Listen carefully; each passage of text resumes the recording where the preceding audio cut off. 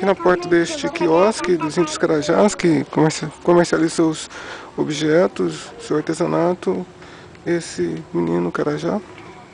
E uma tartaruguinha, esse aqui? É. Onde que você encontrou ela? No lago ali.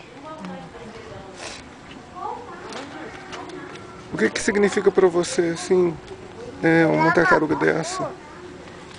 Ah, significa muitas coisas, né? O que que é o meio ambiente para você? A convivência pacífica com o meio ambiente? O ambiente pra mim é preservar a natureza. Você gosta de morar aqui? Nessa aldeia do Carajá? Como que é essa aldeia aí dentro? É boa, né? Estão perto da cidade, estão perto do rio, não é isso? É. Tá bom pra mim.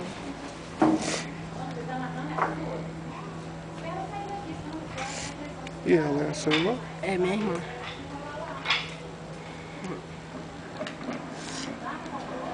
Tá muito. Não vai comer na boca dela, não.